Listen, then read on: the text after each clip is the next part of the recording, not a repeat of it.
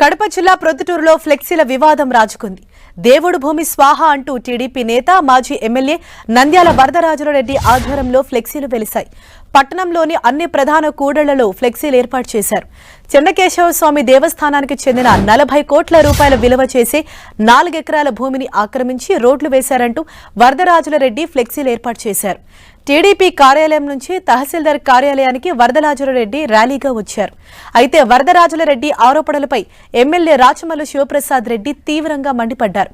ఆ భూమిని తాను కబ్జా చేయలేదని, ఆ ప్రాంతాల్లో ఉన్న చెత్తను తొలగించి పరిశుభ్రంగా ఉండేలా చర్యలు తీసుకున్నానని వివరించారు. గతంలో వరదరాజులరెడ్డి ఆయన అల్లుడు సుబ్బరాయుడు కలిసి భూమిని కబ్జా చేసేందుకు ప్రయత్నించారని రాచమల్లు ఆరోపించారు. వరదరాజురెడ్డి గారి దరిద్రపు ఆలోచనలకు మరొక అవకాశం ఇది. ఈ భూమి దరిద్రపు ఆలోచనలకు పదవీ వ్యామోహం ఎక్కువై, ఆశ ఎక్కువై, వీడి అబద్ధాలు చెప్పేదానికి సిద్ధమైనాడు. భ్రష్టు పట్టిపోయినాడు. భ్రష్టు పట్టడంలో కూడా ఈ భూమిని నేను స్వాహా చేసినా అని చెప్పి ఫ్లెక్సీ చేసినాడు. ఈ భూమిని రాచమల్లి యొక్క భూదాహానికి పరాకాష్ట అని చెప్పి స్వాహా అని చెప్పి చేసినాడు. ఇదే స్థలాన్ని 25 సంవత్సరాల కిందట చెన్నకేశవ స్వామి దేవాలయానికి సంబంధించిన ఈ స్థలాన్ని 25 సంవత్సరాల కిందట బాతులు సుబ్బరాయుడు, నంద్యాల వరదరాజురెడ్డి గారి అల్లుడు రామచంద్రారెడ్డి కలిసి ఫ్లాట్లు వేసి అమ్మే ప్రయత్నం చేసి ₹1 కోటి డబ్బు తీసుకున్నారు. ఎవరైతే ఈ భూమిని కాజేసే ప్రయత్నం 20 సంవత్సరాల కింద చేసినారో ఆ కుటుంబమే ఈ భూమిని సంరక్షించే దానికోసం ధర్నా అని మాట్లాడితే దయ్యం వేదాలు చెప్పినట్టు ఉంటుంది. ప్రజలకు సౌకర్యం కోసం రాచమల్లు ప్రయత్నిస్తాడు, స్వాహా చేసేదాని కోసం వరదాడి కుటుంబం ప్రయత్నం చేస్తుంది. ఇదే విషయంపై మరింత సమాచారంతో మా కడప ప్రతినిధి రమేష్ మనకు అందుబాటులో ఉన్నారు. రమేష్, ప్రధానంగా కడపలో వరదరాజులరెడ్డి ఎమ్మెల్యే రాచమల్లు మధ్య నెలకొన్న ఈ ఫ్లెక్సీ వార్ ఏంటి? అసలు ఆ ఫ్లెక్సీలో ఏమని పేర్కొన్నారు?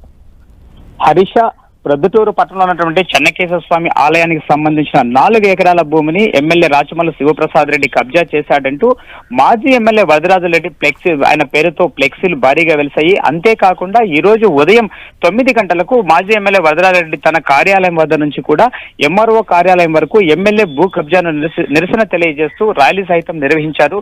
ఎమ్మెల్యే తన అధికారాన్ని అడ్డపెట్టుకుని దేవుని మాన్యానికి సంబంధించిన భూములను చదును చేయడంతో పాటు అక్కడ రోడ్లు కూడా వేశారంటూ కూడా ఆయన ఆరోపణలు చేశారు.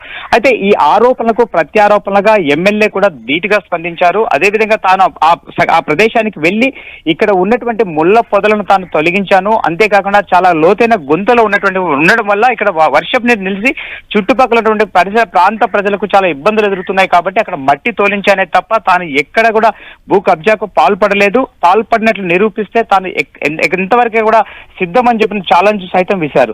అంతేకాకుండా వరదరాజులరెడ్డి ఎమ్మెల్యేగా ఉన్నటువంటి సమయంలో తన యొక్క బంధువు ఈ యొక్క భూమిని కబ్జా చేసే దానికోసం ఆయన అల్లుడు బాతులు సుబ్బరాయుడు కబ్జా చేసి దీన్ని అక్రమ రిజిస్ట్రేషన్ సైతం చేసుకున్నటువంటి ఆరోపణలు సైతం ఎమ్మెల్యే చేస్తూ వచ్చారు.